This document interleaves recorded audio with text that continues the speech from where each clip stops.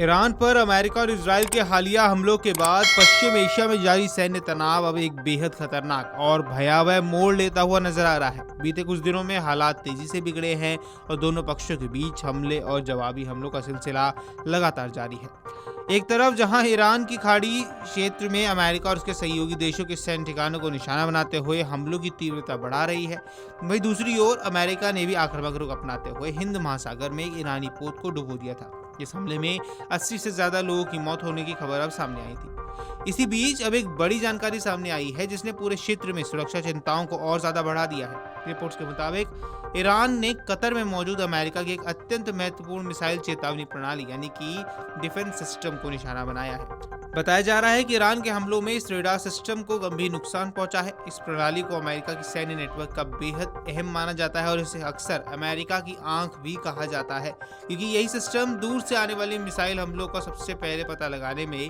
मदद करता है। जानकारी की माने कि अत्याधुनिक रेडार प्रणाली करीब 1.1 अरब डॉलर की लागत से तैयार की गई थी और ये अमेरिकी सेना के मिसाइल रक्षा नेटवर्क का एक महत्वपूर्ण हिस्सा थी। इस प्रणाली का मुख्य उद्देश्य बैलिस्टिक मिसाइलों और अन्य हवाई खतरों की समय रहते पहचान करना और उनसे निपटने के लिए अमेरिका और सहयोगी सेनाओं को अलर्ट जारी करना था। लेकिन अब इस प्रणाली को हुई नुकसान से क्षेत्र में तैनात मिसाइल रक्षा तंत्र को बड़ा झटका लग गया है। विशेषज्ञों का कहना है कि इससे संभावित मिसाइल हमलों का समय रहते पता लगाने की क्षमता कुछ समय के लिए कमजोर हो सकती है। आपको बता दें, इस हमले के बाद सामने आई सैटेलाइट तस्वीरों ने अमेरिकी सैन्य ढांचे को हुए नुकसान की पुष्टि भी की है। आपको बता दें, अमेरिकी स्पेस फोर्स के AN/FPS 132 block 5 ballistic missile early warning radar system के आसपास क्षति के स्पष्ट संकेत नजर आए हैं। इन तस्वीरों में रेडार सिस्टम के आसपास जली हुई संरचनाएं और आग बुझाने से जुड़ी गतिविधियां भी देखी जा सकती हैं। वहीं आपको बता दें कि यह रेडार सिस्टम मिडिल ईस्ट में अमेरिकी सेना द्वारा संचालित सबसे बड़े और सबसे उन्नत मिसाइल चेतावनी रेडारों में से एक था। इस प्रणाली का उपयोग क्षेत्र में किसी भी संभावित मिसाइल लॉन्च की शुरुआती संकेत पाने के लिए किया जाता था। ऐसे में अब यहाँ हमला होना अमेरिका के लिए एक बड़ा सामरिक झटका भी माना जा रहा है।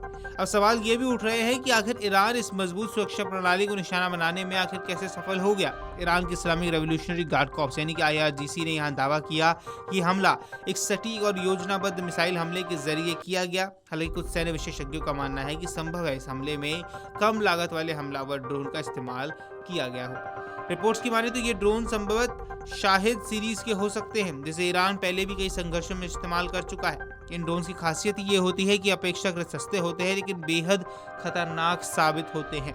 विशेषज्ञों का कहना है कि मिसाइलों और ड्रोनों के एक साथ किए गए बड़े हमले के दौरान ये ड्रोन अमेरिकी रक्षा तंत्र को भेदने में सफल रहा होगा।